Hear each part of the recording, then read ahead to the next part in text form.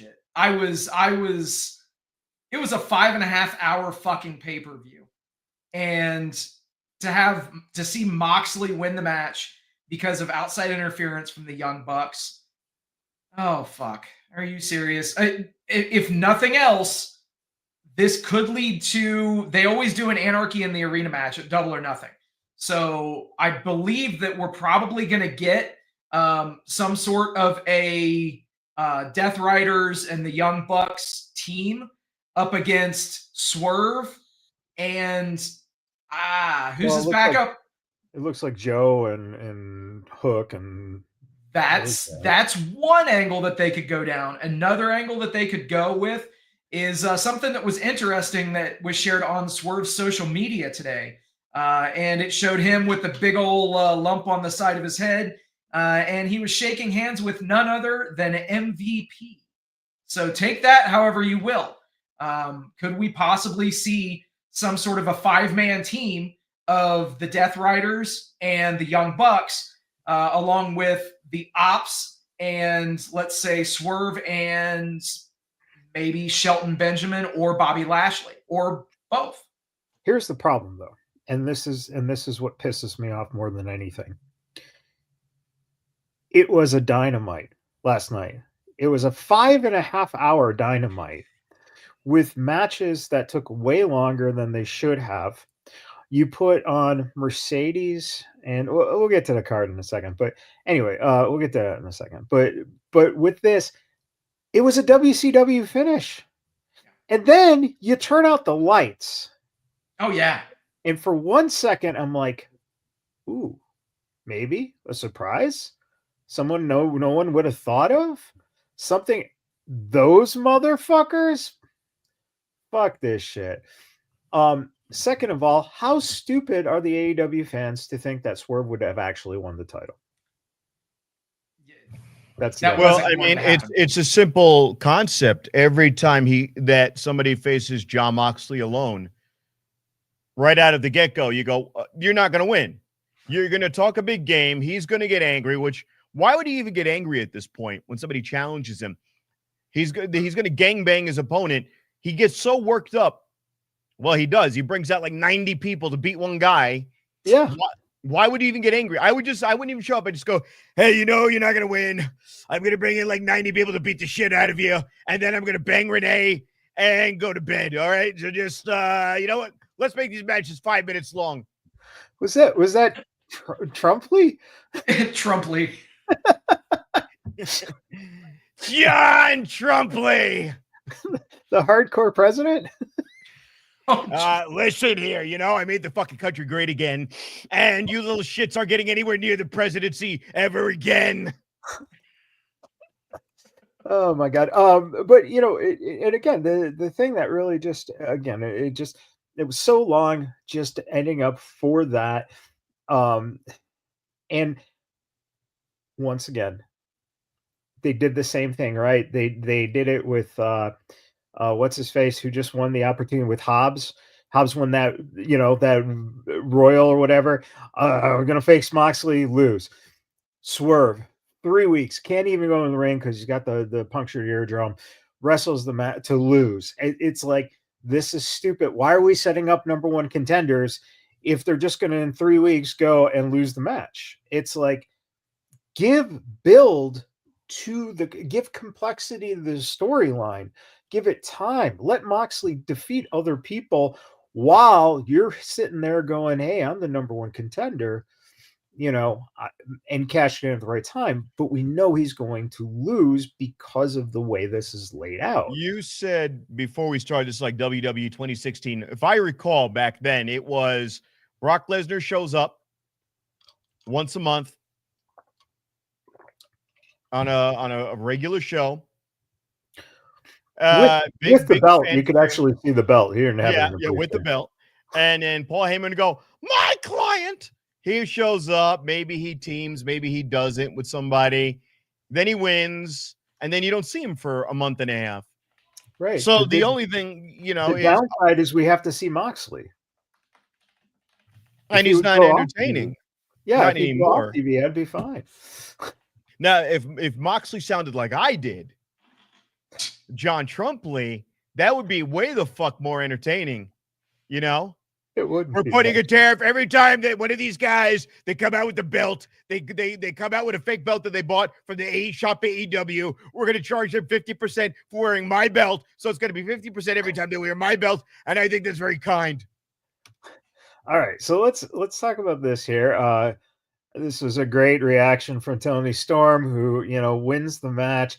It was a good win, but Bully Ray didn't hold back when giving his opinion on AEW's Megan Bayne, starting off by saying, listen, Megan Bayne is still green, okay? He acknowledged despite how long she's been training, this is her first real exposure on a major wrestling company. Reflecting on his own journey, he added, at one point or another, we're all still green. No matter how long we've been in the wrestling, I've been in the business for 6 years before I stepped foot in ECW television.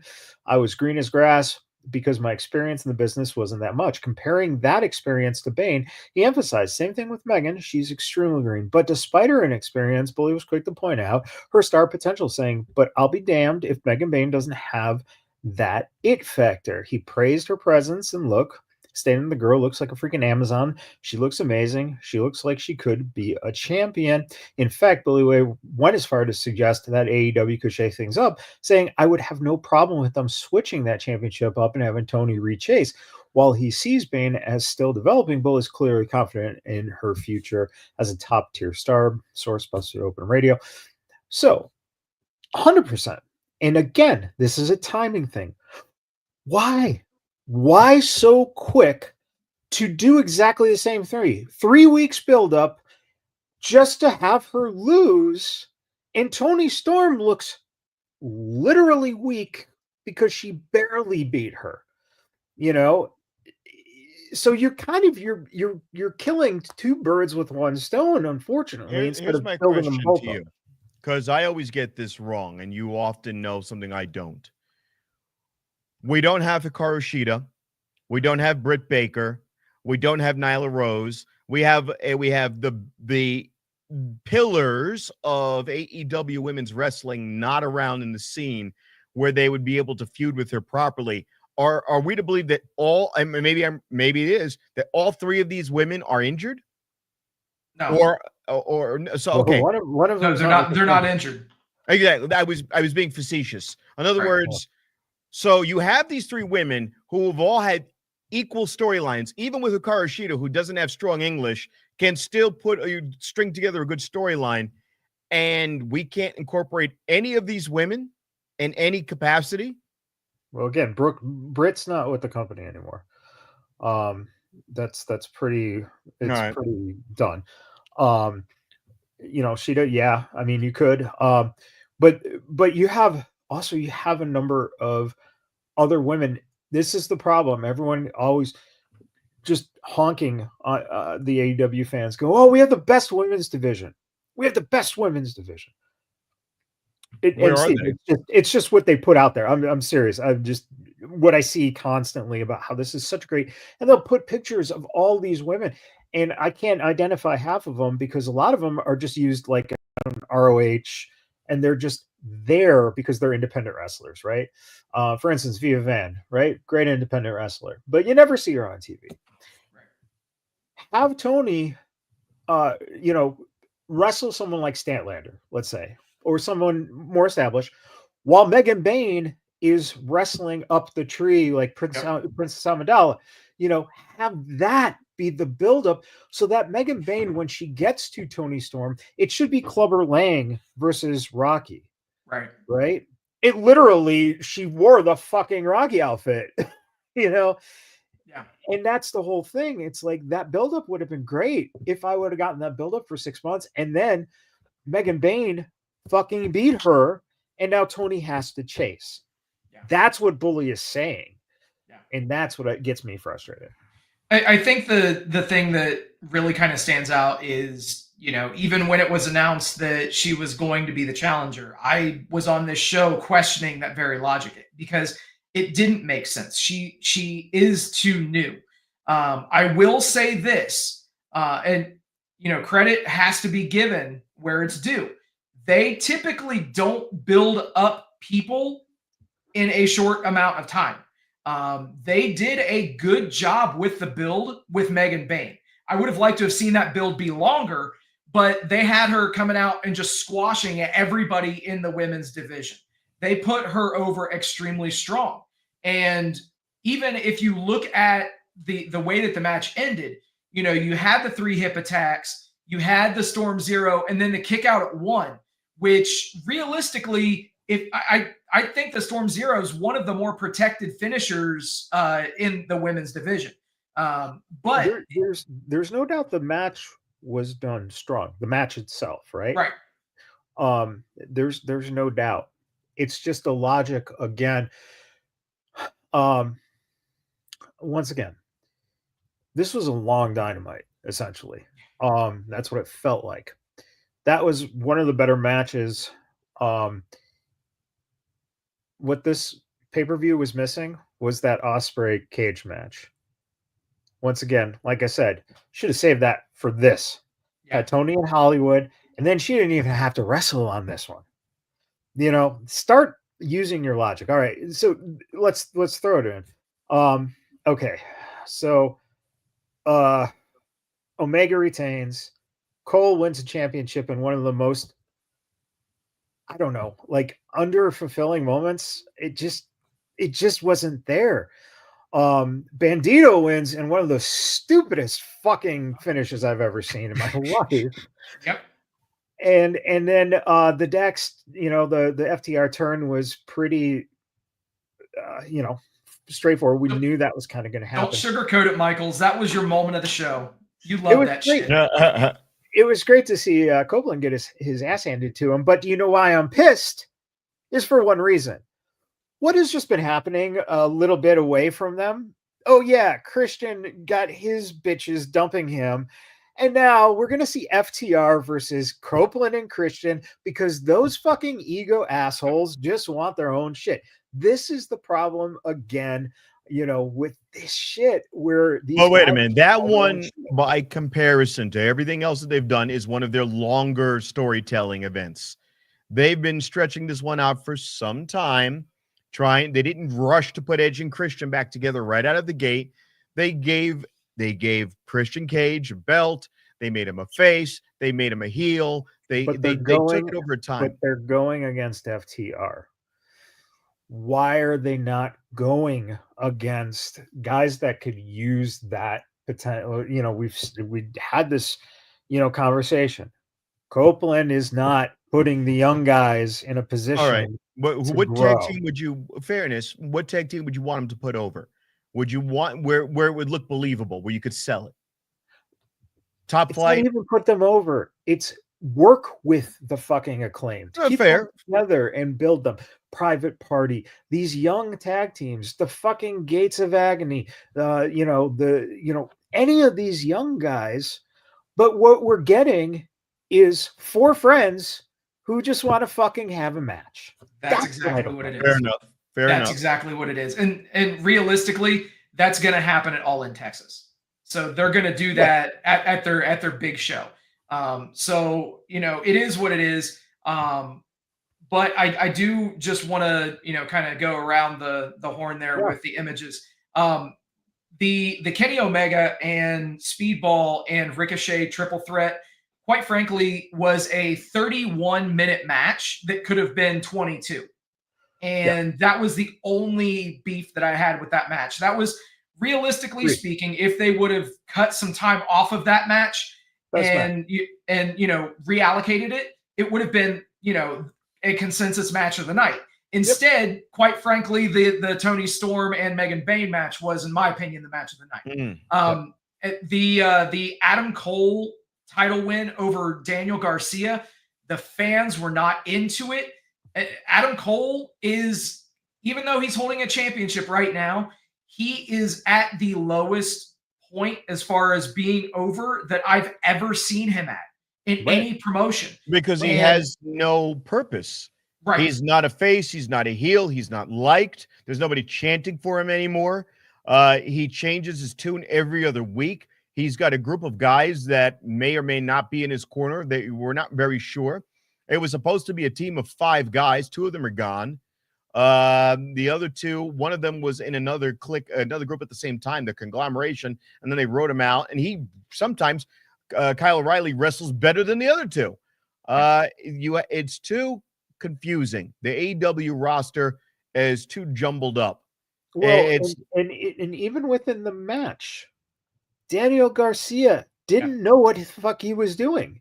He didn't know if he was supposed to be the heel or supposed to be the face, because you got those moments where it was like he was pausing on stuff. Yeah. It's like the one thing I tell young wrestlers, the way to convince an audience is that you're going out there to win the match. Even though you already know what the fucking predetermined is, right? So if you're going to be the heel, you fucking just do the heel shit and commit to it, because you're trying to win the match. You know. Let me ask you a question, and we all saw the same thing, but you're watching the match, and is he confused, or is he reacting to what instructions are being given to him? Because the referee is getting instructions in his earpiece as to what's going to go down. Are we talking old school Vince McMahon where they're calling the match as it's going? No. And calling the spots as it's going? I'm asking. No, because Tony Khan can't do that. He doesn't know. Right. Well, but could there be like, don't they have Jerry Lynn in the back or somebody who's sitting there going, all right, hit this spot over here. Why are you looking so happy? No, don't react this way. Don't. Because like we seen him? They don't micromanage other matches. Yeah, they don't micromanage in the company. That's one of the things they underproduce. It's a blessing and a curse. Yeah, right. They have to find the happy medium. Right, and that's what these guys came up with. The problem is that it's not the match itself. It's Daniel Garcia has no direction of where he's going, because you were putting this alongside the FTR Copeland shit. And that was just not fucking gelling, because it was awkward. So that's the weird thing, is that you put these two guys in a situation where, Adam Cole is getting less of the fan reaction. Daniel Garcia is getting almost zero reaction, because no one knows what to do for him. And, he just needs to do this for like an hour. I mean, an hour of that. If you gave Yuta Wheeler's beard to Daniel Garcia, then maybe we'd have a character. I'll tell you the thing with the Adam Cole title win. If nothing else, let's just hope that this allows them to actually kind of do a bit of a reboot on his character and actually allow him to have some sort of a character with this championship. I mean, maybe he renames the show on Saturday to Collision, or, some shit like that. Make that his fucking own show, because he is the TNT champion. That's the show that's on TNT. Typically, that title has been confined to Collision as a result, which, keep in mind, is getting about half of the viewing audience of Dynamite. Right. And he is also the team move CM Punk. So, I mean, he really is. He should have a Coke fucking tattoo on his arm. Okay, awesome. The Bandito shit. That fucking dusty finish bullshit pissed me off.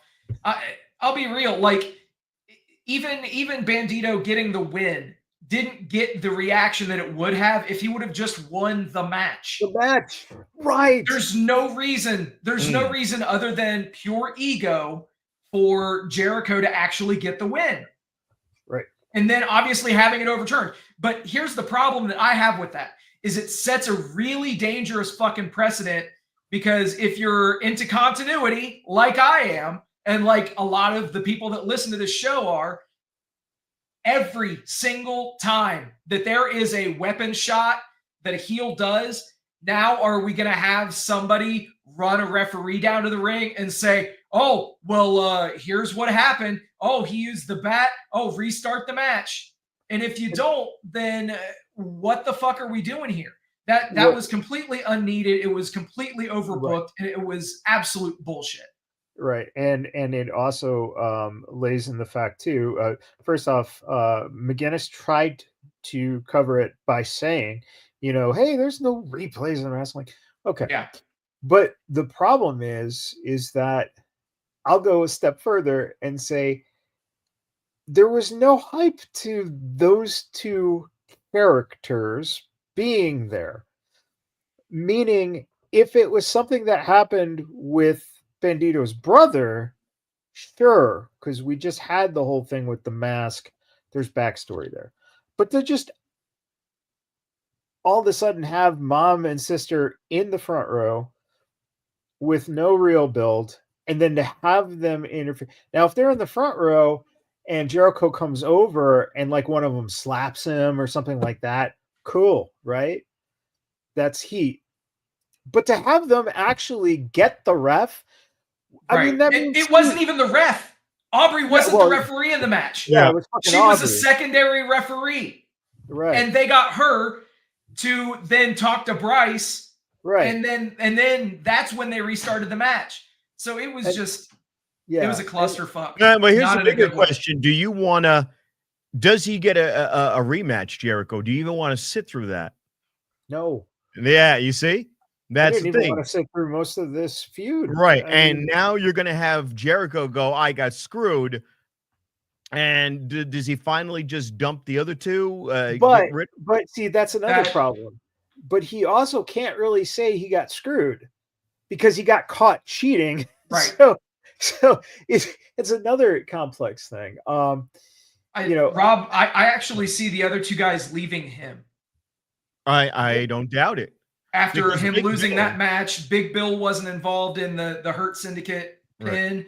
And, I genuinely see Big Bill saying, yeah, screw you, Jericho, we're done. And then them leaving him in the lurch. Yeah. And I want to get off Jericho goes away for a couple of months. I could definitely go with that.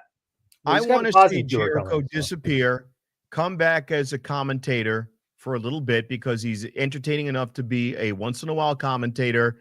And and then make him a baby face where he actually either helps somebody or he just sits in somebody's corner. But I don't want to see him as a main event guy. He doesn't have the build for it anymore. He doesn't have the stamina. And I don't believe that he can really beat any of these people. It comes down to one thing, though. Chris is going to do whatever Chris wants to fucking do. Yeah. Of course. No one's coming up with shit for him. He's coming up with his own stuff. But talking about people coming back, Evan Ginsberg made a very good point here. He said, I sometimes say I don't even understand wrestling anymore. File this baby under that category. The Acclaimed at one time were AEW's top tag team. They had a breakup. Caster turns heel, so instead of having a memorable blow-off grudge match on a $50 pay-per-view, they instead have a surprise, utterly disappointing dud of a 30-second unannounced squash on a pre-show. Caster got in literally zero offense. How does that possibly benefit either of these guys? Or the promotion pretty much destroying one of them as any kind of star. And before the WWE soldiers in their imaginary WWE versus AEW war start with the knee jerk, well, AEW sucks. I'm an AEW fan who 365 out of 365 days would buy an AEW ticket before I'd buy a WWE one. I was just disappointed in this absolutely wasted opportunity. And I think that is a valid point. This is the stuff we're seeing that makes no sense.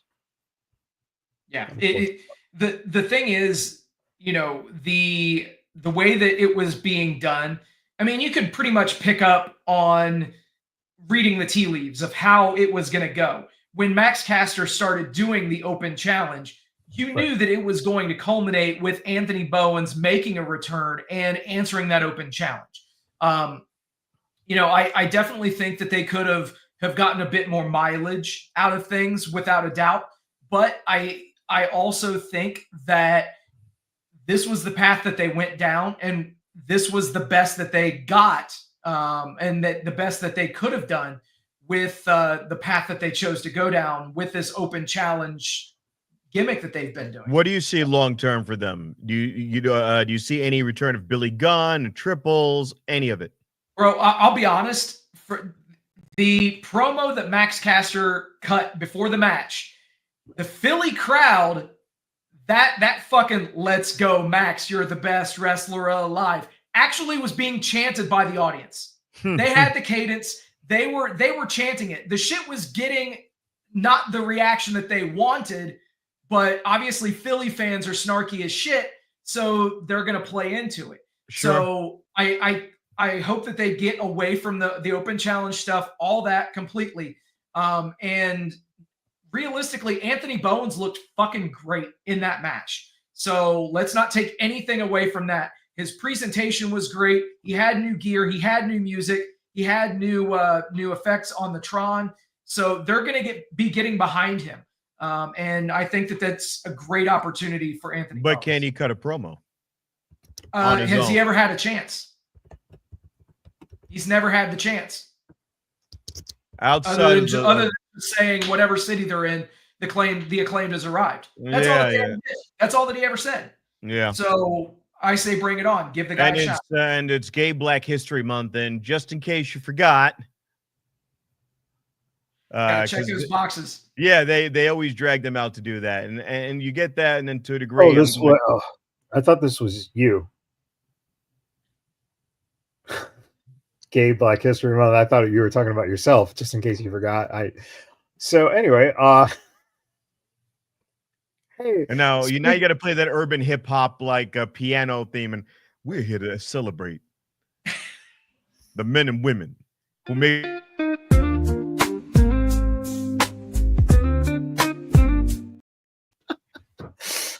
I'm gonna head over to Tropicana afterwards and see how he's doing.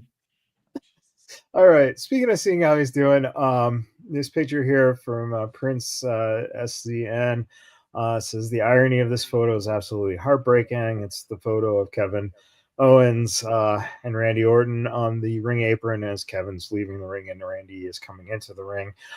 Kevin Owens, of course, announced his needing neck surgery.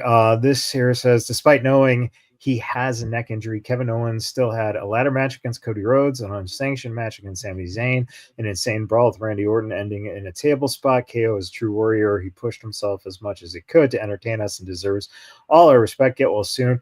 Denise Salcedo had some more details on his injury.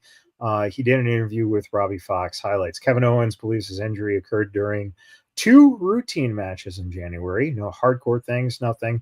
There were 2 very simple things that I've done a million times. In December 2024, he did a full body MRI. The results show no major issues, just some wear and tear and some mild, moderate spinal stenosis.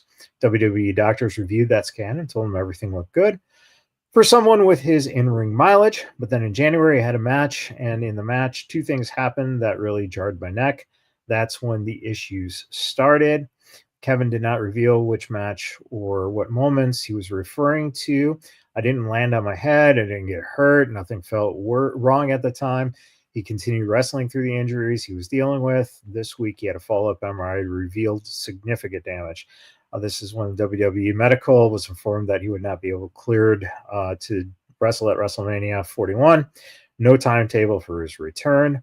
Most of the people that have gone through the similar things, it's probably 6 months to 8 months to a year. So I would assume in that range, but I really don't know.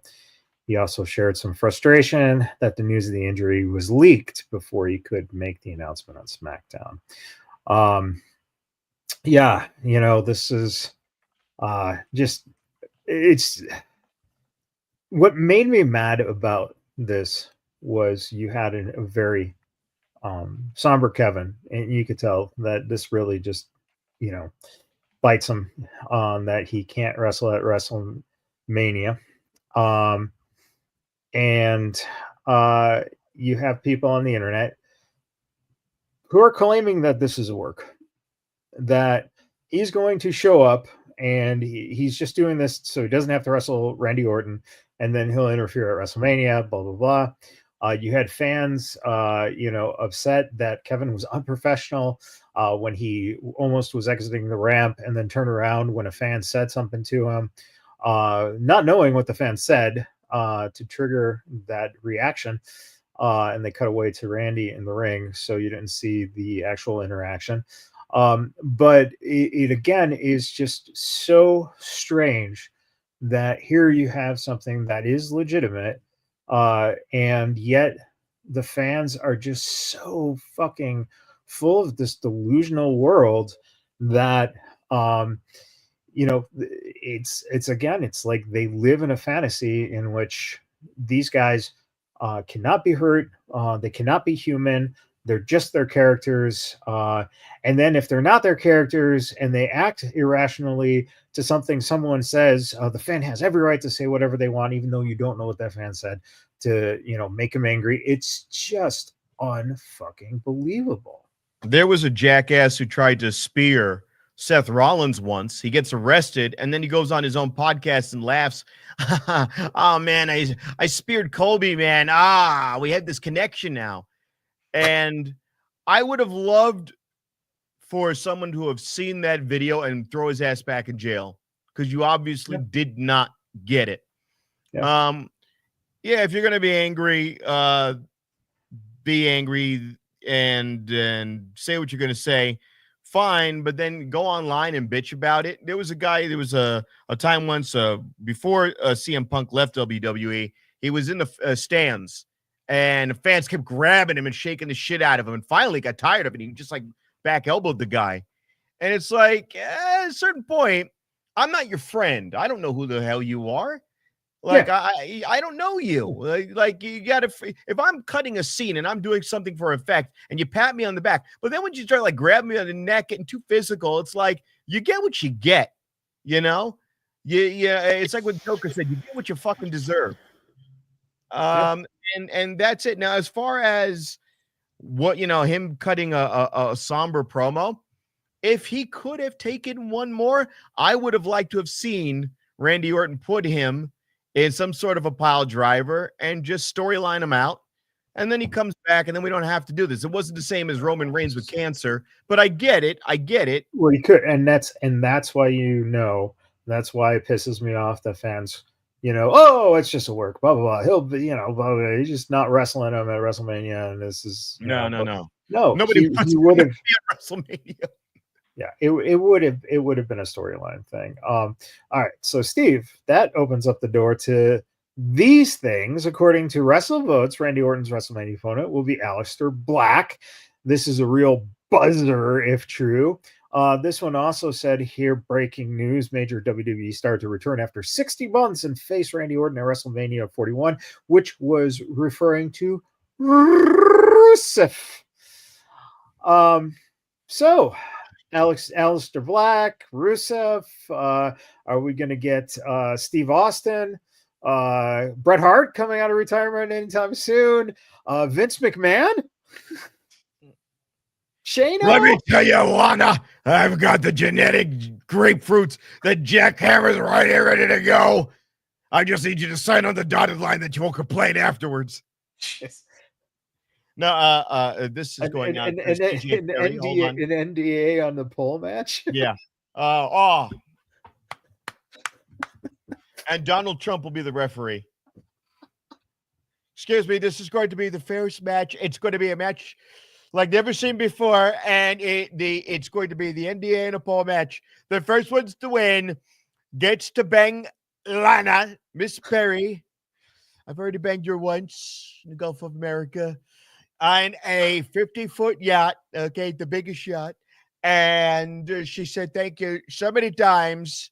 She said, Donald Putriev, Donald Machka. And she told me to Machka her. I Machka'd all over her face. And she said, thank you so many times. And then I went to go to the back door, and she said, Niet on the back door, Niet on the back door. Well, we're looking into it. Can we do it the back door? Is she ready for the back door, CJ? CJ, I'm 6'5", 250 pounds of all American beef. Sirloin, some say sirloin. Okay. Kobe, American. Thank you. All right. So, Steve, who is Orton? That's why I really hear it. I don't watch all the matches to detail. Didn't get you. Does Orton end up wrestling Saraya? Because you never know, bro. You never know. I mean, everybody already was all messaged up in it? arms about, AEW signing ex-WWE talents, yet they have no problem with WWE bringing back talents that left and went to other companies, and now they're coming back. Of course, Wait. it is what it is. In all fairness, WWE did not come out and say, we're not going to not hire everyone from AEW who gets released, like some owners of the other company did. So yeah, apples, oranges. And even if they did, somebody would find an excuse. Oh, different ownership group, different management group.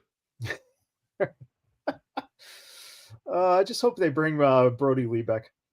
Oh my.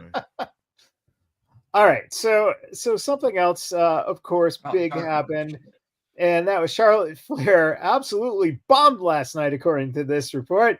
I thought this segment with Flair and Stratton was absolutely awesome. In their last awkward interview, it seemed like Flair went into business for herself, made Stratton look incredibly weak by comparison. This time, Stratton made sure that didn't happen. Stratton gave Flair the exact same level of respect she received, mocking her and interrupting her promo. She absolutely outshined Flair, who looked frustrated and struggled to string a coherent sentence together.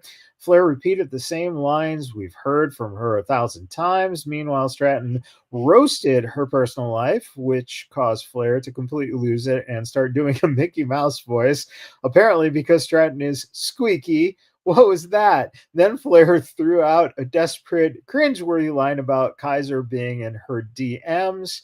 It honestly felt like the segment turned into a shoot. Regardless, this was a huge moment for Stratton, proving she can hold her own with the mic when things get real. Stratton looked fantastic here, and I haven't seen Flair come across this weak in a promo since her awkward exchanges with Becky Lynch. Of course, she attacked the fact that Flair was 0-3 in marriages, which apparently WWE edited out. Yeah. There are some things you can't say. That's one of them, I guess. So well, that's a great fucking line, Jesus. Well, and again, this is, and then she got the fuck out of there quickly, just in case, almost protecting herself in case. That's why Kaiser's in my DMs. No, the fuck he's not. And no, the fuck he's not. Yeah. Hold on. I can bang Tiffany Stratton or I can bang me with long hair. No. We're going to take Tiffany Stratton. Yeah, no shit. I've seen some people walking down the street like Flair, except they've got the full cock and balls going on, but the faces are identical. All right. All she needs is to strap on Adam's apple and you're good to go. I mean, that's, she does well for a girl with no hips and a six-pack abs and, dressing up like her ex-husband. Right. I mean, yeah. It's just, it's fascinating because, everyone was complaining over the last 2 weeks or so. Oh, they haven't announced on the matches, and there's this and that, and blah blah blah. And oh god, Charlotte won the fucking Rumble. And I gotta see her, blah blah blah. And these two have managed in 2 weeks to get all this fucking buzz on this match just by fucking Charlotte, looking like she's a bitch and going into business herself. And then Stratton going, you know what? Fuck this. All right, let's do it. And now it's like, oh, there's fucking something, going on, which is great. Oh, Ryan Bogart. Giving a shout out to good old Sin City there. Don't Bogart his Flair. But does this make, realistically, you look at it as, Stratton is a little bit greener. So does this now bring that to the level of, oh, she is going to be competitive? Now you can believe that, and that's the brilliance of the acting of wrestling. Right. Because now we're not just going to see a match and it's going to end and people are going to go, oh, Charlotte Flair just won that because, blah, blah, blah, blah, blah, or Tiffany won it because they're just putting her over on Charlotte, blah, blah, blah. Now you're going, I don't know who's going to fucking win this match. Yeah. Now, do you think they would change a result a week before if the tide changes big time. And they go, holy shit, look at the numbers on Tiffany Stratton. She's gonna retain now. We don't want to take the chance. Well, I honestly, I think that she retains regardless. I think she retains regardless. I mean, look at those numbers. Lord of mercy. Oh, oof. God. Woof. God bless you, Kaiser Wilhelm. God has blessed you. Shit. Yeah, those are the only DMs he's in. Yeah. Oh, my God. Yeah. The D's and the M's. Yeah, damn meaty ass. This fucking segment was good old train wreck for sure. It was good to see things actually spiral out of control. One thing that was pretty funny is you could actually see Wade Barrett actually stand up, like as if he was going to like try to get between them in case things actually did escalate. Yeah. So, obviously where they went off script, there was some speculation that Charlotte wasn't supposed to do the squeaky voice thing. And then it just kind of went out of control from there. But it's going to be interesting to see how this match unfolds. And if it's just bowling shoe ugly, to steal a phrase, then yeah, man. Nah, man, bowling shoes are coming back, man. If Charlotte Flair just keeps staying obnoxious, eventually people will like her. Well, she keeps up with the fucking plastic surgery. Her face is going to look like a bowling shoe. Hey, speaking of faces. Wow, man. Last Monday, Jimmy Uso, speaking of looking like a bowling shoe. This thing that Gunther did was incredible. Now, this comes from Jimmy Choto Lion. So, this isn't the main event of either night of Mania, but they just made it the most important match of both nights of WrestleMania. That's how you use blood in modern wrestling, with emotion to enhance an already emotion-fueled moment and put it right over the edge instead of relying on the blood itself to create the moment as a whole, when instead just desensitizes people and it's a waste. Like the imagery alone, Jay and Gunther playing tug of war with Jimmy's body, and then Gunther holding the world heavyweight title while covered in Jimmy's blood, with Jay looking on the whole while his brother is bloody and unconscious, mess at his feet. Tell me that doesn't make you feel something. I will call you a liar. Main event of not the main event of either night, but now hands down the single most important match at Mania this year. And tonight on Raw, Jay cut a fucking amazing promo. And it all started out with him saying, Gunther, do you have a mother? Oh, that was the best. It was fucking brilliant. And he stopped them from yeeting. Every time they went to go yeet, he was like, he waves them off, like, don't do it. Yeah. And he also made Gunther go from that cocky smile on his face to the realization of what he fucking did to that woman's son, to that guy's brother. And it fucking hit. And it's interesting again, because that's the stories you need. And for people who were like, oh, this match, first guy, they're not going to get the Mania moment, blah, blah, blah. And they're not going to be in the main event, and blah, blah, blah. And it's like, yeah. And now, once again, you had Tiffy and Charlotte elevating theirs.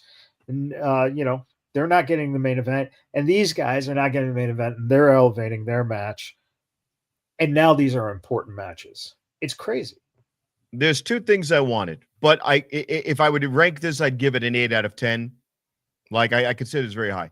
The first thing I wanted, and again, I'll say this everything. It's like the perfect seasoning. It's like Dano's seasoning. I want Jim Ross reactions, like classic Jim Ross reactions, because I want the announcer crying, "Oh God, why are you doing it? No, he's bleeding out. Let him go." A little bit more panic, but it's Michael Cole. You get what you get. And I know some people love him, but yeah.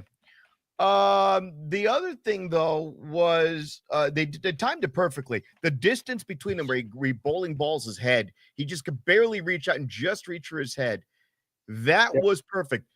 The one thing I wanted tonight's part of it was a 9 out of 10.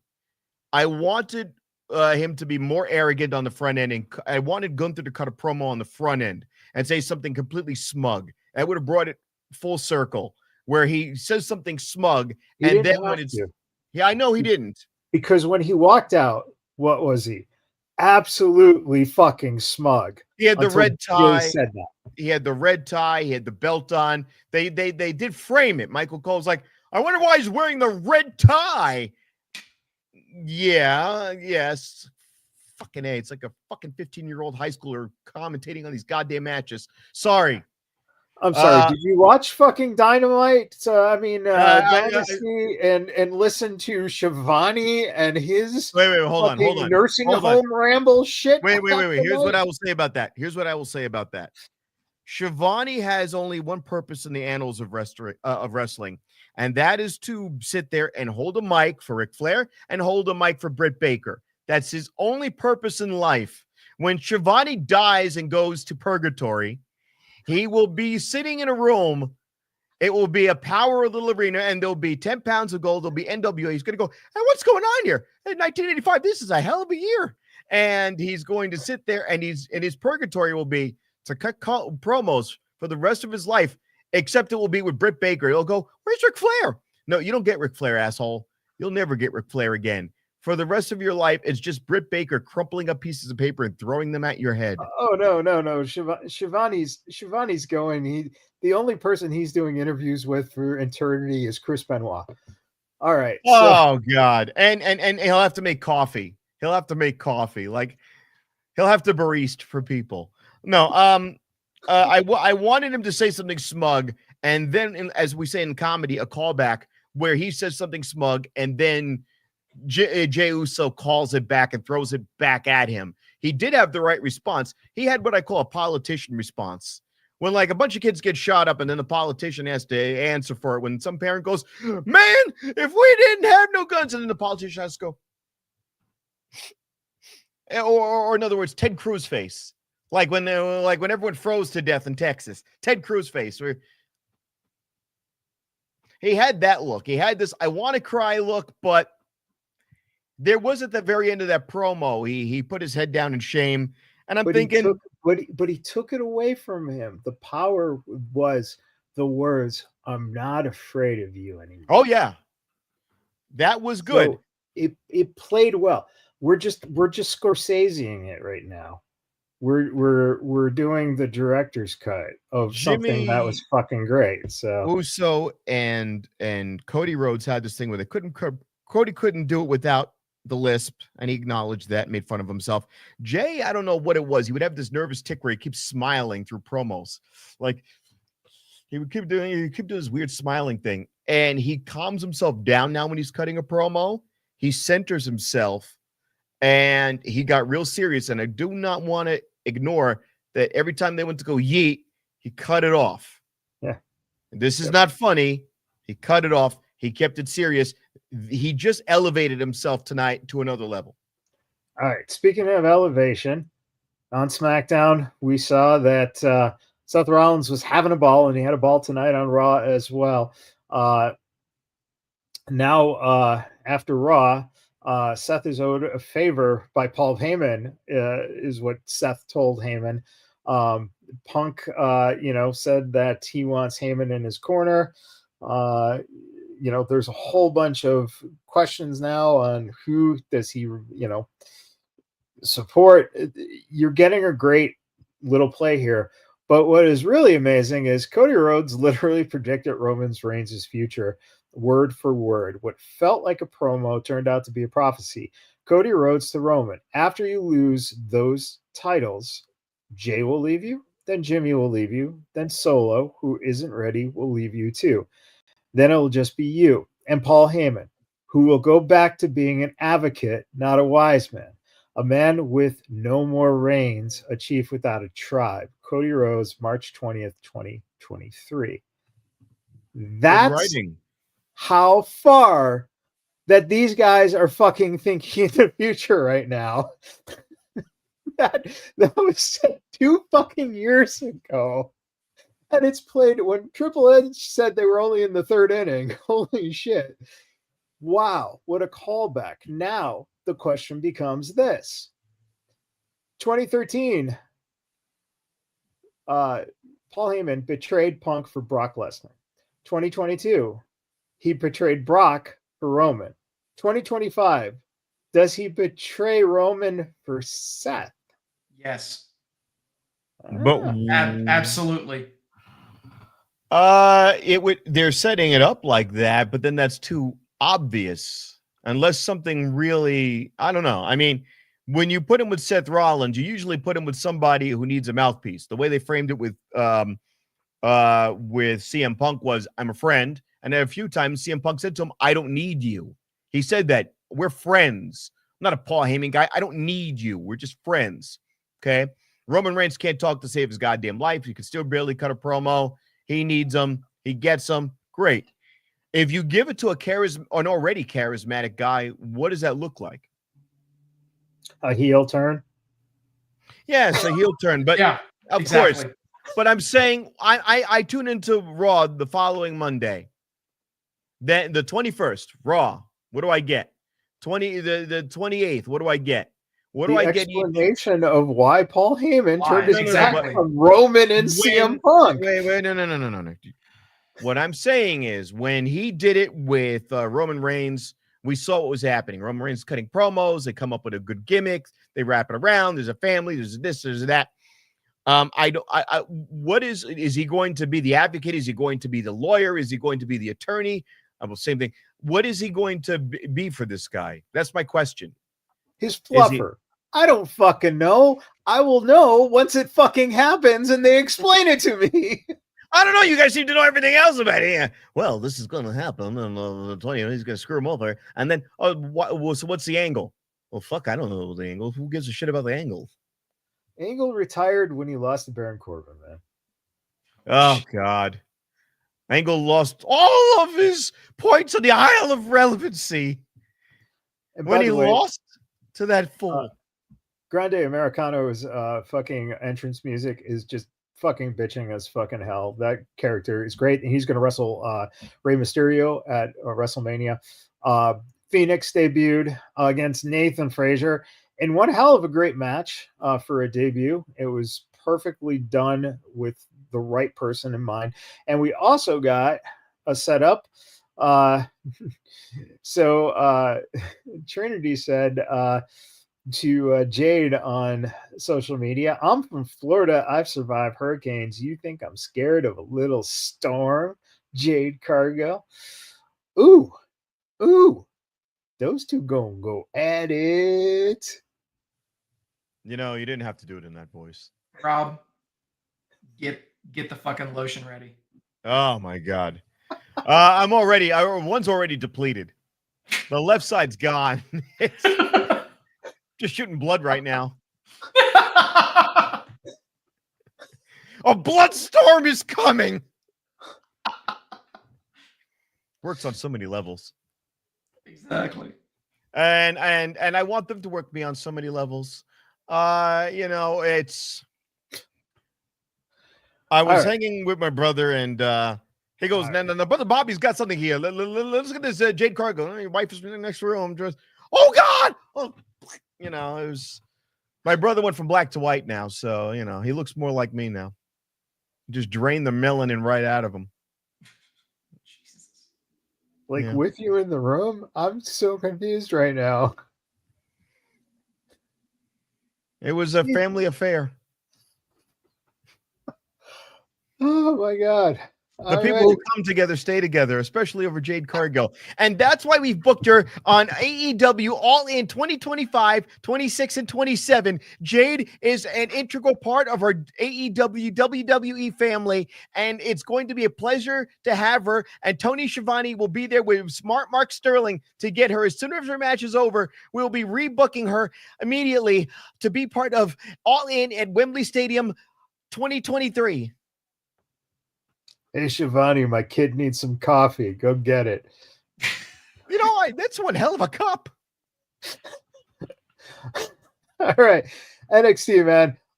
Here he is. Ricky fucking Saints, the new North American champion, beat ex-AEW superstar Sean Spears for the title.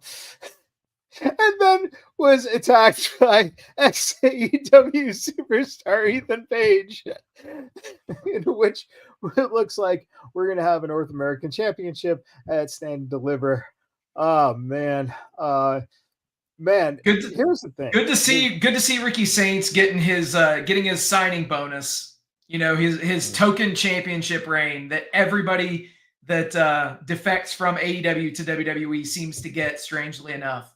Does that mean that Dom is going to go to AEW? Dude, if Dom goes to AEW, he's easily the top star there right now. Pretty much. You know, like one weekend, you know, Dom, yeah, they tell me you want my belt. Oh, man. Oh, my God, Dom. I've only seen you for 10 minutes, man, but this is going to be ridiculous, man. We're going to fucking destroy you, man. It's going to happen in every inch of this ring, man. And then we're going to play Wild Thing over your bloody body. But you know what's interesting? As I was watching the match, what got me is this. Very simple. Ethan Page, Ricky Saints, and I hate to even fucking say it, but Sean Spears. Where was this personality in these guys in terms of the whole time they were in AEW? They just couldn't find how to bring it, what these guys actually have, to the forefront. And is it because guys like Moxley and Jericho, the guys who keep, Moxley's been the champ 4 fucking times, but there is no proven record that he equals ratings, right? Because you haven't grown your audience.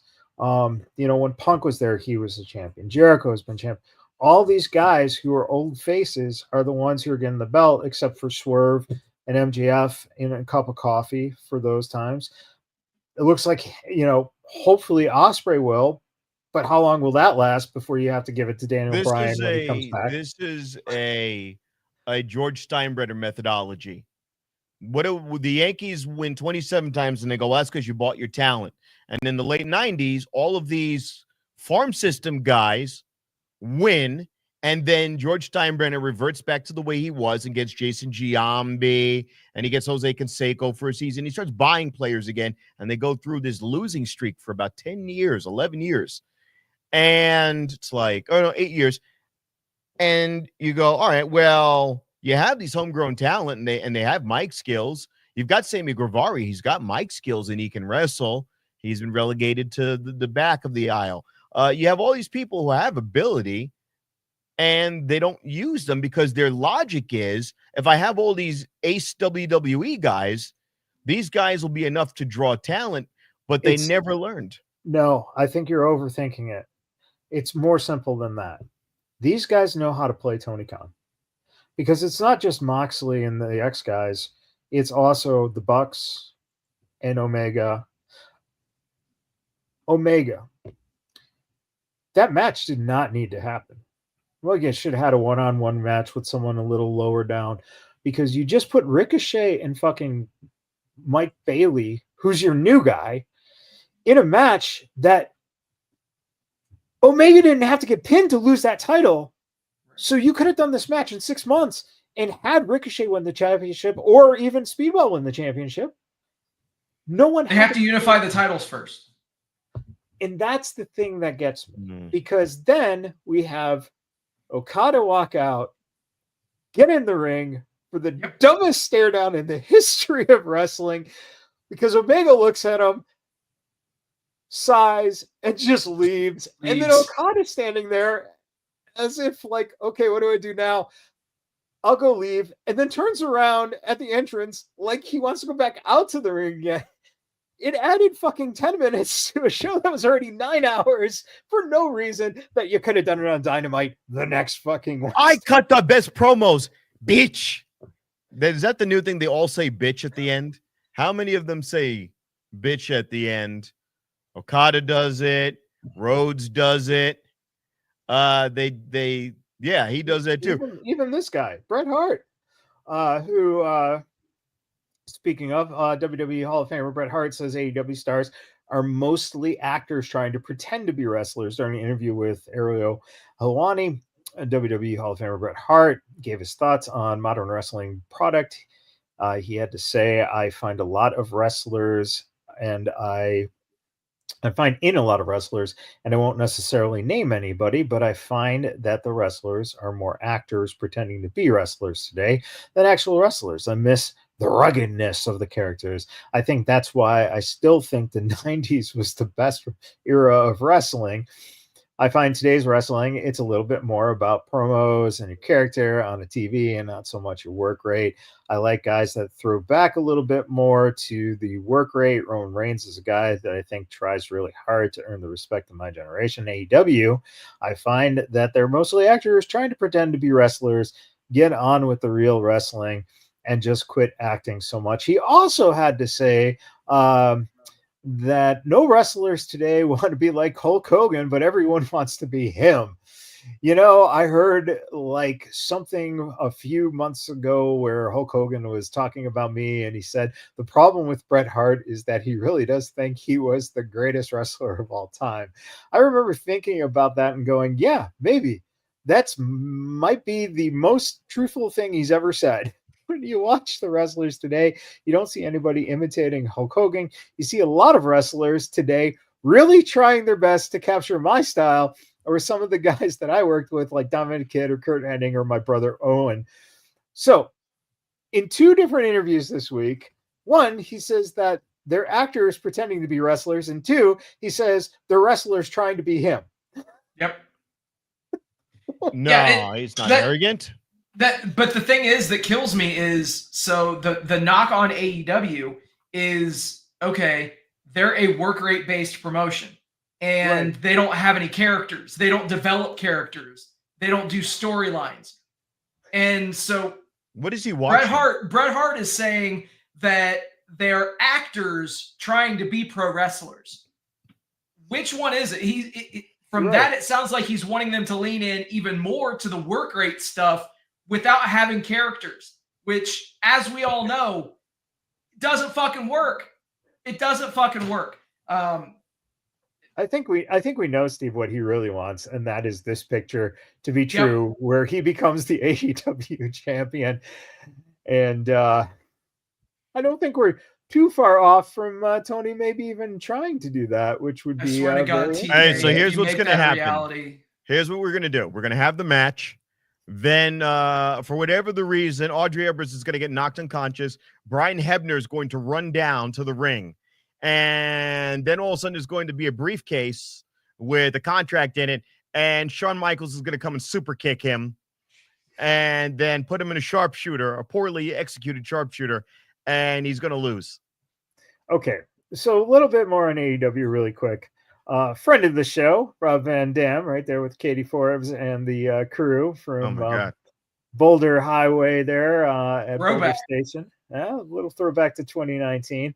RVD said, now, I didn't bash AEW. I wouldn't bash AEW.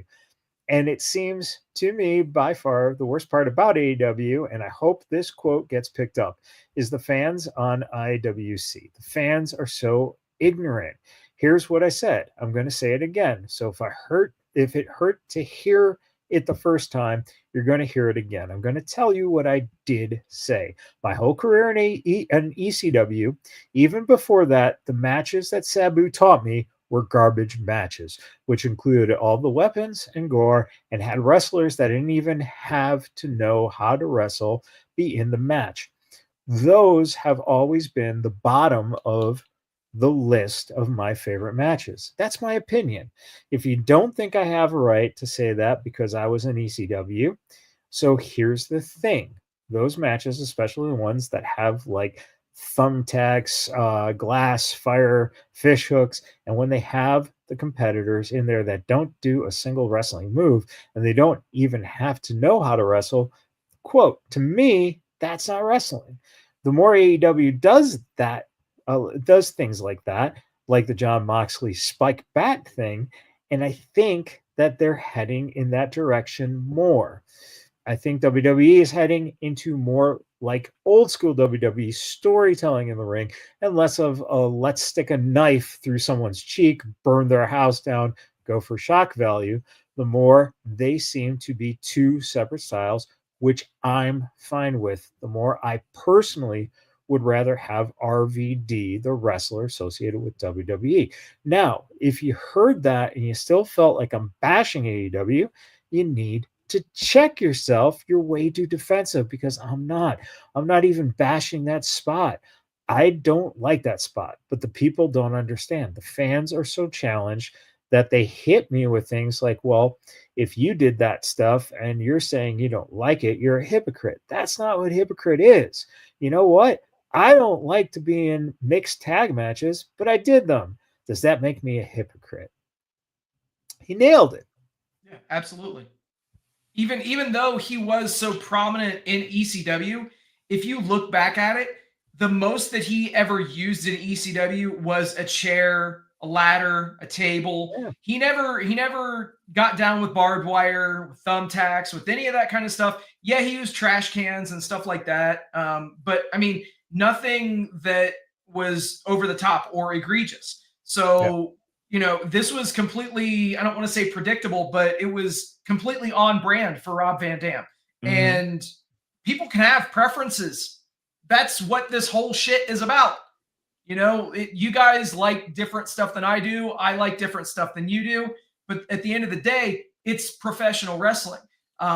Where I think that there is a bit of hyperbole in there is saying that things are going a particular route, which, you know, the nail bat spot was something that had been teased for the longest time. And yes, they did it. Will they ever do it again? Probably not, to be honest. I hope not. But realistically, at the end of the day, this is completely on brand and is, you know, I don't think that ECW is going to a CZW type of an atmosphere on an every show basis. At least I genuinely hope not.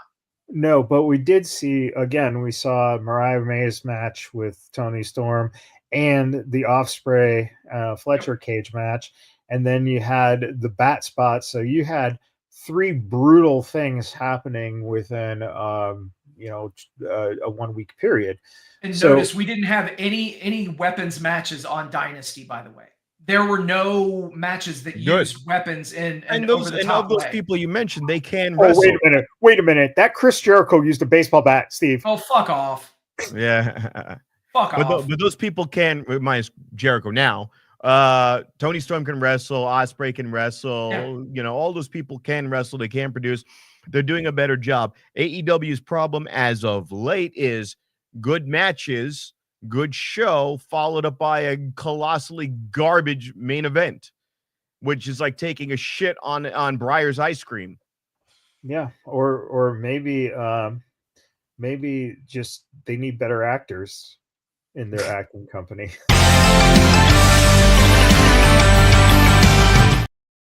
All right, Steve, your AEW over under. So obviously we've talked about Dynasty tonight, and the next AEW pay-per-view is actually 7 weeks. They have 7 weeks of build. So that leads me to this. We know these matches will be at Double or Nothing. We know that the finals of the two Owen Hart tournament matches, those will be at Double or Nothing. Outside of that, we really don't know what's going to happen. You figure that they'll give some sort of clarity on the Moxley match, whoever he's going to be defending the title against.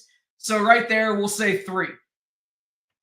AEW's big fatal flaw, as far as I'm concerned, is not building the matches early, or at least announcing the matches early, setting things into motion early so that they can build those matches up. They have 7 weeks of TV time that they can use to prove to everybody that wants to spend their $50 or whatever it is, that it's not a lame duck pay-per-view.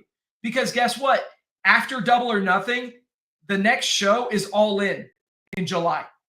Right. So realistically, you got to figure they have to book for Double or Nothing in Phoenix, but they also have to book ahead to All In. So how are they going to prove that it's not a lame duck pay-per-view? Traditionally, AEW has not done well with setting things into motion early, which is why I'm saying that the over-under for this week, by the end of AEW Dynamite on Wednesday, we will know 3 matches that will be possibly on the show. They will not set anything else into motion for Double or Nothing outside of the 2 final matches for the Owen Hart tournaments and whatever match that Jon Moxley, the world champion, is going to be in. And to be honest, they probably might not even say anything to do with that because they don't like to set stories into motion and they don't like to build until 2 weeks, maybe 3 weeks before their pay-per-view. Okay, there we go.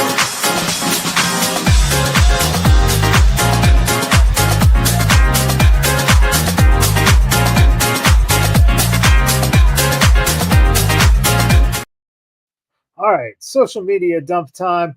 Remember, Busted Open is going to be doing a live taping at Circa on Thursday, April 17th, if you're in Vegas for WrestleMania weekend. Also, Living Color is going to be performing on Fremont Street the night before WrestleMania. So that would be on the 18th, Friday the 18th. And the Bella Twins taking over Hooters Saloon. Don't miss your chance to meet the legendary Nikki Bella and Brie Bella in person Saturday, April 19th from 3 to 5 p.m. Snap a photo, grab an autograph, and sip on their signature. I'm sorry. I was thinking of sipping on their signature. Yeah. Sweet wine. It's such sweet wine. But you can catch them at the Oyo at Hooters. What a lovely bouquet. Speaking of our beautiful city, Little Darlings, the wonderful strip club, has this wonderful sign that says, "Do the economy, 69 will now be 96. The cost of eating out has gone up."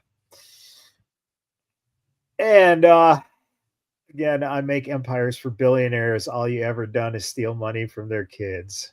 Cena the Cody has the AEW nerds on the computer wasting away there. Beautiful thing there. Oh, look, Bullet Club reference. Bang, bang. What could that mean? Internet go crazy for the Bang Bang and Cody Rhodes. I'm telling you. Omega shows up at WrestleMania to help him. That's what I'm getting. Hey, just a bunch of overrated, 100% overrated phony boy band that was manufactured and went through phases. Oh, we're hippies. Now we're psychedelic now. Fuck you, Sgt. Pepper. CM Punk, referring to the Beatles. CM Punk, go to sleep. But again, Steve, Rob, look in my eyes. What do you see? Oh, the code of personality, huh? Look at that. Woo! Oh, boy. Oh, man. Randy Orton, I grabbed speaking nutting, Randy Orton, I grabbed a jar of Nutella from the catering service and ate the whole thing before my match against Gunther at King of the Ring. I left the jar empty and probably gained 4 kilos that night. I was sugared up to the bones. I've been eating a lot of Nutella. I want a sponsorship deal with Nutella. Hey, Nutella, let's do a sponsorship. Source Cody Rhodes podcast. Oh, boy. Hey, the ghost of my house after he walked into my bathroom only to find me checking my butthole in the mirror. Jeez. Speaking of buttholes, I'd like to check out. Hey, look at that. Oh, Harley. How you doing, Harley? Oh, my God. Oh, or I want to go down under. Oh, Megan Bain's butthole. Yeah. And of course, that butthole, Mandy. Oh, Mandy. You know, that makes me want to be part of the nation of masturbation. You're not already? Apparently, your brother and you haven't invited me to the party. So, guess we'll all have to watch WrestleMania together. You know, it's not masturbating when it's Jade Cargill. It's just, spastic movements. Like a cannon going off. It's just, it's like Scream 1. Hey, We just celebrated the anniversary of March 31st, 1985 of WrestleMania. It was 40 years ago. Of course, Mr. T in the main event with Hulk Hogan, Liberace there, also Muhammad Ali. And speaking of Mr. T, we had Mr. T, Ice Cube, and Ice-T all together drinking some Lipton there, it looks like. Hey, did you guys ever see the picture from WrestleMania 2 of the Funk Brothers with the APA? Because it's right there. Oh, man. Wow. Oh, let's go back. Her, you smell so good. What are you wearing? WWF Attitude Cologne for Men. Oh, that was a good one back in the day. I miss those days of smelling like Ring. SmackDown 2025, you got 16,000 packed into the old Rosemont Horizon in Chicago. Stone Cold turns on the USA Network gimmick and sees Tiffy Time call you the Barry Horowitz of getting hitched. She hauls ass like the check's coming, and I'm thinking, God damn, are we working or shooting? Oh, shit. Fun fact, if you look closely, you'll see here on this picture right here that Sean Waltman, the 1-2-3 Kid, has his eyebrows shaved off. Sean Waltman had been partying with the late Kurt Hennig and the Smoking Guns, Billy and Bart Gunn. And when Sean had passed out, one of them shaved off one of Sean Waltman's eyebrows as a prank right before a photo shoot for the 1-2-3 Kids action figure. Sean Waltman couldn't go into the photo shoot with just one eyebrow, so he went ahead and shaved the other eyebrow as well. Mr. Perfect was the man behind the eyebrow, but Sean Waltman didn't know it, and he mistakenly believed it was the Smoking Guns. So, as an act of revenge, Waltman super glued the brims of their hats before they went out to the ring to wrestle. Kevin Nash saw him doing this prank on the Smoking Guns and respected how brave he was, which resulted in Nash deciding to invite Waltman to ride with the Clique that night. That's how he became a member of the Clique. So it all goes back to the 1-2-3 Kid action figure and his non-eyebrows. Matt Hardy recalling a wild gift he received from a fan during his initial WWE run.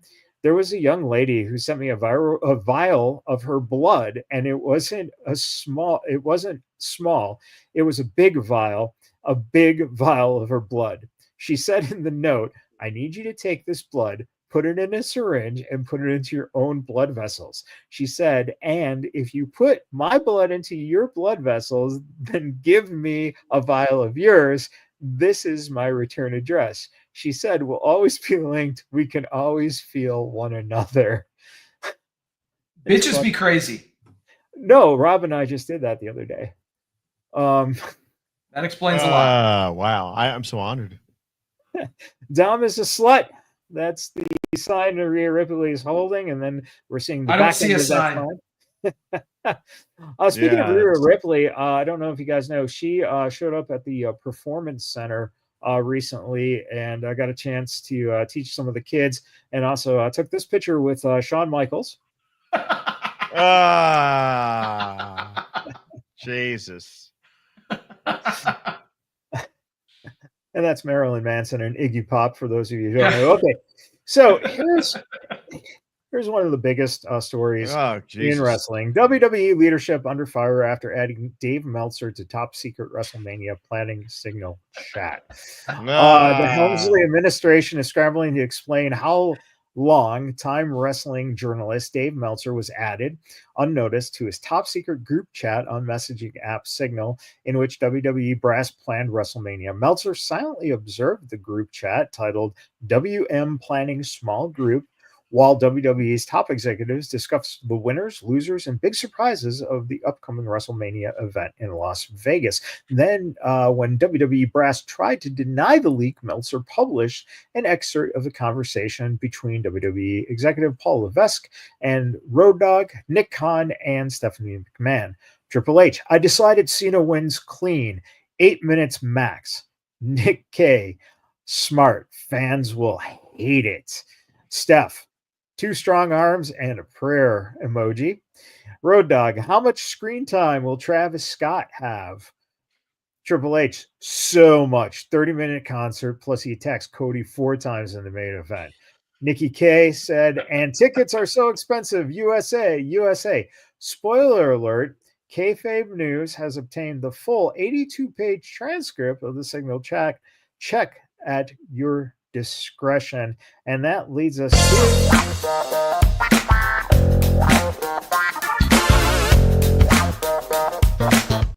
presidential pontification. You know, today we had a very special day in the ring, and it was a hardening the likes of never seen before. where we had little Io Sky and Bianca and her Belairs and Rhea and her Ripleys. And you know what, Rhea? I do like you. We like you a lot. You've done so much for so many people. And we do like Bianca Belair, even though she's a DEI hire. But Io Sky, me love you long time. Me love you long time. And you've given me so many happy endings. It's billions and billions and billions of happy endings. And I think that when you win WrestleMania night 1, because you're not going to get to go on night 2. That's for the big boys. That's where the men wrestle, is night 2. But on night 1, when you wrestle in the middle of the card so people can take a shit and get concessions, I will be waiting, and we will have the Trump Force One, the plane, not the counts. And it will be a night like never before. You will get to party with the president, and we will make your little Japanese pussy great again. We're looking forward to it. And, they call me Shinzo Abe because my shin's so good. That's what they say. They said that. Right? They go, Trump-sama. They call me Trump-sama. Trump-sama. Shin's so good. And it's going to be so good. So good. We're looking forward to having you on the plane and having you take a ride with your president, your best president, okay? President Sama, Donald Trump, okay? Arigato. Domo arigato. Oh, it makes me want to join the nation of masturbation so much. Look into my eyes. What do you see? Oh, boy. A banana. Hey, speaking of... Excuse me. It's a plantain. There was our own presidential candidate there, the president of the United States, Rob Ossoleri. A week ago, Rob, you were on stage. What happened to you on stage that magical night? You want to know the truth? I lost a big fat gay guy who was black, big fat black gay guy. And he made me eat a dick. That's exactly what happened. All right. They gave him a fucking 3-foot hard trophy and a check for $800, and I got to sit in the corner and drink. Yeah. Well, there you go. I have to ask all of you, you were so great for Collision.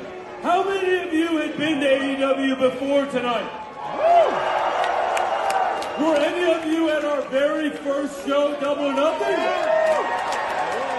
Were any of you here at AEW for the first time ever tonight? Did any of you have a great time tonight? Okay, awesome. Well, we've had a great night of AEW wrestling, and because I love wrestling, I love Las Vegas so much, we finished a great AEW Collision. We just did a great 2 hours, and now we still have some of the top wrestlers, some of the top women and men. Well, apparently, Tony is still talking at the Virgin Hotel. There's one thing I hate in life, and that's fucking surveys. How many of you have been AEW on a scale of 1 to 10? Please give us your experience. How many times was this your first time? I hate surveys, and I also hate shitty comics. And I'm not the greatest comic, but I certainly don't like Tony Hinchcliffe going on Raw and going, Michael Cole, you're stiffer than Biggie's neck. That was really bad, and they both groaned when he said it. That was just cringy. And I can end up on one of your fucking stages, your Kill Tony stages. I don't give a fuck. That was just bad. That was just wasn't even funny. It wasn't even a good premise for a joke. So you're talking. So you're telling me you basically now within a week's time not only lost to a big hard black gay comedian, but also got offended by a comedian talking about a big stiff hard black man on Raw. It's a new day. Yes, it is. Oh my God. All right. So Rob, where are you going to be? I'm going to be trying to get my ass on the strip this week. Look for me possibly soon at LA Comedy Club. I'm going to try to weasel my way in up there. And this year, my goal, and you will see me, they don't know it yet, but you will see me at Jimmy Kimmel's Comedy Club. They don't know it yet, but you know it. And I set my mind, and I'm going to get it. So, LA Comedy Club, soon, few days. Jimmy Kimmel's, soon, within a month or two. It's going to happen. I'm pointing to it like the WWE sign, like the Wrestlemania sign. I'm pointing to it. I want my Jimmy Kimmel's moment. I don't know.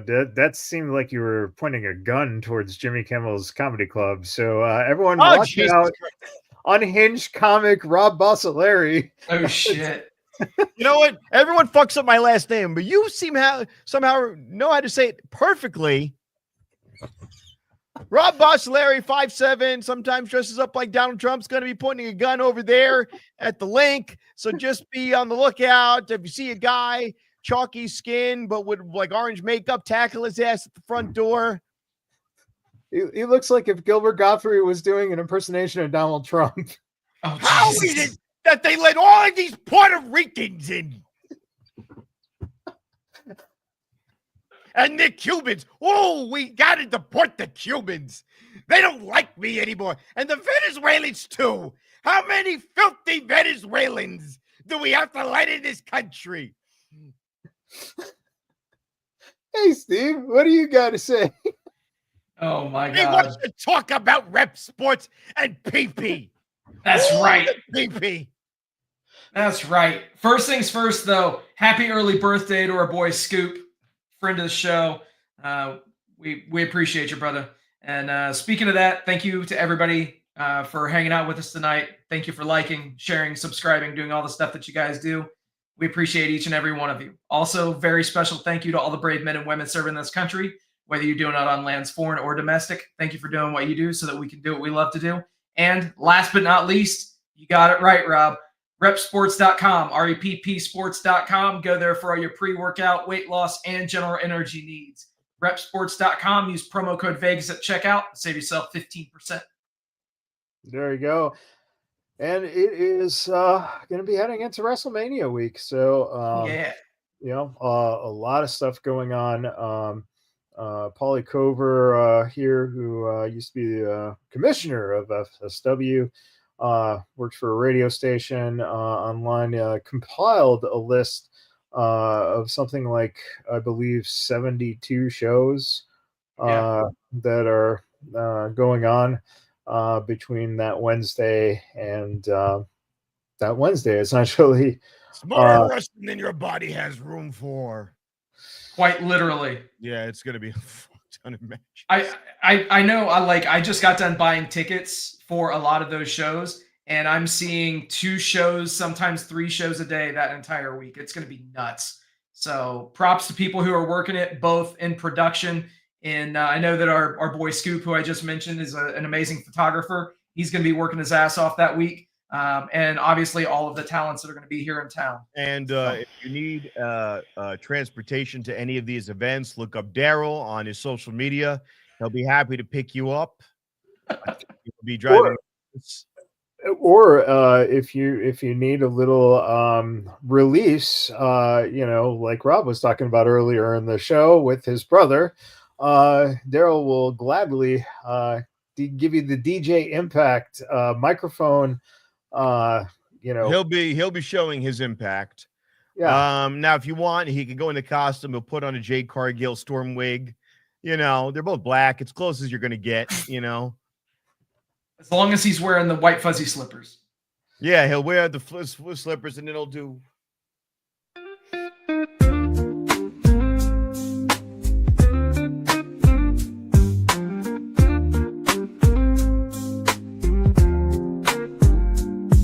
DJ up back in the booth, so fine. White fuzzy slippers on the low-key rhyme. Spinning records till the break of dawn. And those slippers, he got it going on. Soft beats and faders never miss. In the booth, he's bringing bliss. White fuzz keeps him on track. Every beat, he's got your back. Oh, DJ Impact, feel the vibe. White fuzzy slippers every time. Grooving smooth, no fuss, no fight. In the lights, feel it right.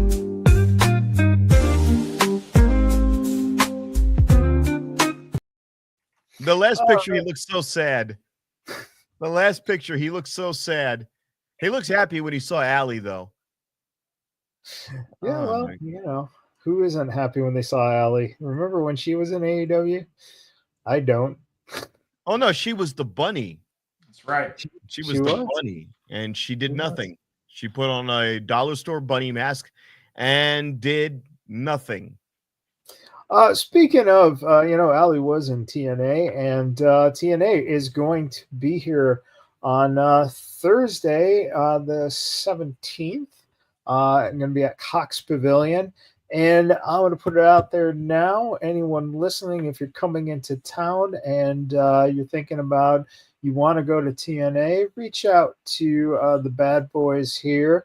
And maybe, just maybe, we might have a pair of tickets for you to catch Impact Wrestling, and you'll be able to sit right next to Sin City Steve and ask him all the questions you want about wrestling and relationships, general math. He's very good at general math. Very general math, though. I'm talking like 2 + 2. So what is right? Hold on. If 2 + 2 = 4, what about 2 × 2? Hey, man, that's above my pay grade. Okay. Simple. But yeah, we'll probably have. Don't worry, the president will be there, and I'll answer all of your questions. Nobody knows about math better than me. So many people said to me, "Thank you for making me more wealthier and richer than, quite honestly, you've ever been before." And I'll be there live in full suit. It's going to be wonderful. It's going to be all right. tremendous. Well, definitely reach out to us. I think we'll have at least one pair of tickets available if you want to. That's like a 15,000 man arena. If they fill that up, that's actually really fucking impressive. Oh, yeah. Dude, everything reserved is sold. Right. The only shit that's left is GA. Jesus, that means they're like, again, this is scary. They're outpacing AEW when you see some of these big pay-per-views. It's getting frightening. No, it's in a good way. It's not set up for 15, Rob. It's going to set up for probably, like, I would assume 3. I was going to say between 3 and 5. You think they're going to like draw that little curtain across and section it off? I was trying to be hopeful there that, you know, because imagine they filled that whole fucking, because people from Cox Pavilion is big. Oh yeah. I would love. I mean, they used to go to the Orleans and fill up the Orleans, and that's 10,000 seats. No, they. Oh, Rob, you're so young and naive. Or as Brother BKL says, congratulations, Rob. You stupid. You stupid. Oh my Lord. He's got nothing. Oh, he's got nothing. I just don't know what to say about that, you know. Oh man, I'm playing Forge of Empires at this point. They held back on a lot of what they could do. Yeah, they definitely did tonight. Especially Rob. He held back. He was edging the whole show, and oh no, my wallpaper is Jade Cargill. Don't worry. As soon as the camera goes off, you know, wax on, wax a lot off. You know. I'm not surprised. Yeah. Okay. Well, I feel like we've nutted the hell out of the show. So at this point, we're going to call it a night. Join us next week. And by the way, you know, Jimmy's like all crippled now. So if you need a real man, Naomi, you know, right here, he's all bloodied up. You know. Did you just say Jimmy Kimmel's all bloodied up? Oh boy! Oh, watch out, everyone! Watch out, Rob Ossoleri. If you see Gilbert Gossary, I'm gonna wake up. There's gonna be fucking SWAT teams outside of my house. That fucking lib will do it. He'll find out about it. He'll be crying the next night on fucking Jimmy Kimmel Live, and I'll be arrested. Okay, And I'm going to tell them when they arrest me, you can do whatever you want, but I paid for those fucking WrestleMania tickets, so I'm either getting my money back and a little bit more for the lawyer, or you could fucking escort me to WrestleMania, you fucks. I don't give a shit. I'm going to Mania. There you go. Rob's going to Mania. Yeah.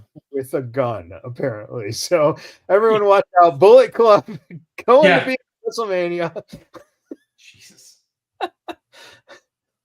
Aerosmith said it best. Excuse me. Tell Jade Cargill that I'm fully loaded. I think that's another pay-per-view. And people will pay a lot to view me banging you. Believe me. Believe me. Oh, my God. Well, with that image in all our heads, thank you for hanging out with us, everybody, tonight. It's been fun, but we now have gotten to the bottom of the barrel. Yeah, brother Contreras, I'm hate my life. Good luck at Strip City, Rob, and don't get rub.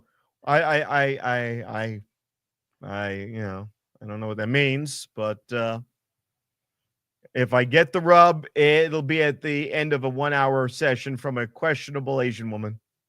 EO Sky. With that, everybody, thank you for hanging out. We'll do it all again next week. Till then, happy wrestling.